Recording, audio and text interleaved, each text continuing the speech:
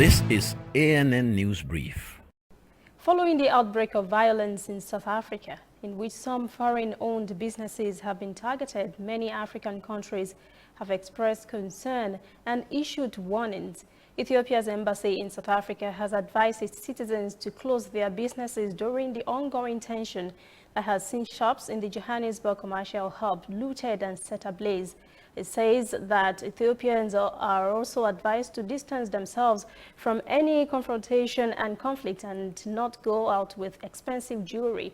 Meanwhile, Zambia's transport minister has said truck drivers should avoid traveling to South Africa until the security situation improves. The Nigerian government has said in a tweet that enough is enough. Foreign Minister Jeffrey Oyema says Nigerian businesses had been targeted. Meanwhile, South Africa's police minister Becky Cele said on Monday criminality rather than xenophobia was to blame for the senseless violence. More than 60,000 persons are said to have been removed from Kenya's Mau Forest, an area known as the country's water tower that stores rain during wet seasons and pumps it out into rivers during dry months. Authorities want them to move out. They accuse those that they call illegal settlers of invading the area and cutting down trees to create farmland. Since Monday, some families have been living voluntarily rather than face forceful eviction. Some schools were also affected as doors remained shut on the first day of school term as part of efforts to get the community to move. Kenya Forest Service has been ferrying hundreds of the armed forces on trucks into the Mau Forest to offer reinforcement to the police. Environment Minister Keriako Tobiko says it has become necessary to evict people as the region is a critical water catchment basin that has a huge influence on rain patterns.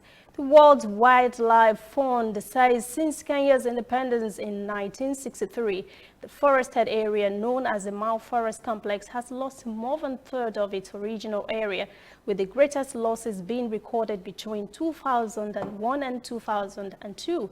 The government started carrying out evictions from the Mau Forest in 2009, but the exercise stopped amid political divisions.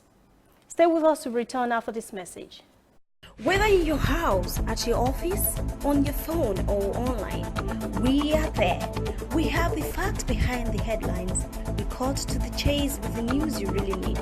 We cover every angle. We are the bigger, better news network.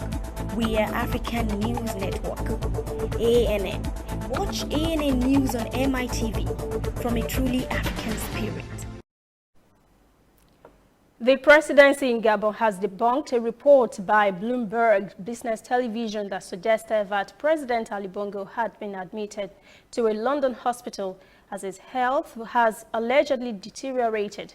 The government described the Bloomberg report as hearsay and speculation that lacked professionalism and ethics. It says in a statement, at no time has the president's health deteriorated. It says Ali Bongo is in the recovery phase of his physical abilities. The government said the president is not hospitalized, as Bloomberg reported, but is in private residence in his London home, where he took a few days off with his family. Meanwhile, there has been speculation for some time about Bongo's state of health. He returned to Gabon at the end of March after 5 months of recovery abroad following a stroke in Saudi Arabia in October last year. That is the ANN News Brief. Join us again at 5 for our full newscast. For details on these and other breaking stories, visit our website, annafrica.news. Conversation continues on our social media platforms, Twitter, Instagram, and Facebook at ANN Africa TV. I'm Lucy Ademi.